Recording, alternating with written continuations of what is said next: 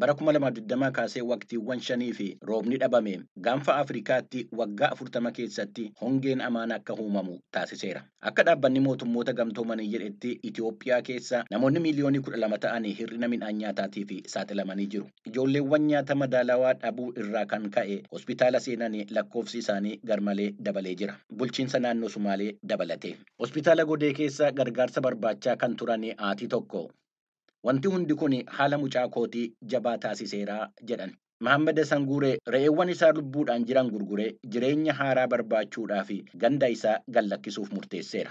Akkuma horsiisee bultoota bahaa Itoophiyaa warreen beelladoota isaanii sababa hongeetiin dhabanii innis hojii horsiisee bultummaa isaa wajjiniin addaan ba'uudhaaf dirqamee jira. Kana booddee yommuu horiin isaa jalaa du'an arguu hin barbaanne namni waggaa 32 kun re'eewwan isaa 250 keessaa amma kan hafan 35 qofa. Magaalaa naannoo Somaalee daangaa Somaaliyaatti dhiyoo ta'e Algiilee keessatti beelladoonni harka 3 keessaa harki 2 sababa hongeetiin dhumaniiru. Guraa akka horsiisee bultoota gaanfa Afrikaa biroo waggoottan lamaa fi rooba dhufuu hin dandeenye abdiidhaan eegaa ture. Dhaabbata mootummoota gamtoomaniitti jaarmiyaan qindeessa gargaarsa namoomaa yookaan Ochaan amajjii 18 bara 2023 akka gabaasetti bara 2021 keessa beelladoonni naannoo miliyoonii 4.2 ta'an du'anii miliyoonni 30 immoo dadhabanii jiru. Guraa eegeera, waaqa kadhateera, garuu dhugaa jiru fudhachuutu isarra jira. Markaan dhawalba fiirii inaan ka go'aan qaato oo aan uga gudbo. Mallattoon fooyya'insaa hin jiru. Hongeen waan itti fufuu fi waan hammaachaa deemu natti fakkaata jedhe Guraa. Kanaafuu ittuu hin turin re'oottan isaa gurguruudhaaf murteesse. Mallaqa yaraa re'oottan isaa itti gurguru qabatee haadha warraa isaa, ijoolleewwan isaa 4, abbaa isaa ijji isaanii hin arginee fi haadha isaa adeemsa hin dandeenye gargaaruudhaaf abdii horatee ganda isaa Elgiillee gallakkisee gara magaalaa Qallaaffoo deemuudhaaf murteesse. Karoorri isaa hin beekamu. Tarii yeroo gabaabaadhaaf kasala, qoraanii fi ixaana gurgurata.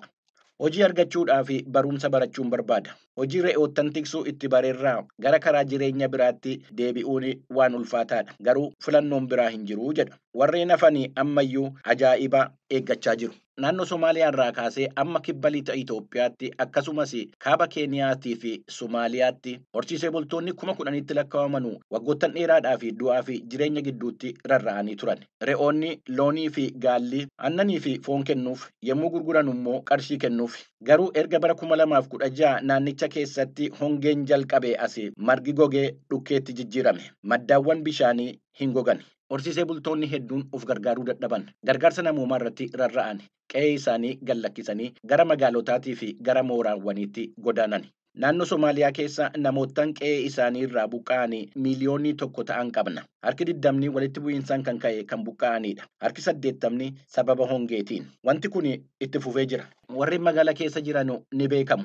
Garuu warreen bakka deeman dhabanii bosona keessatti gargaarsa barbaadanis jiru. Jedhan baha Itoophiyaatti hangaan dhaabbata Save the Children Abdurrazaaq Ahmed. Alaasoo Abdii umuriin ishee waggaa 70. Gaalota 10 fi re'eewwan 500 dhabdee mooraa buqqaatotaa magaalaa Godee cina jiru keessa seenuudhaaf dirqamte. Waan fiicnaayo caruur baan haystay oo xoolaan haystay. Oo reer guuri oo kalba meel degi oo kalba meel degi baan ahaa. Hantidii ma tegin.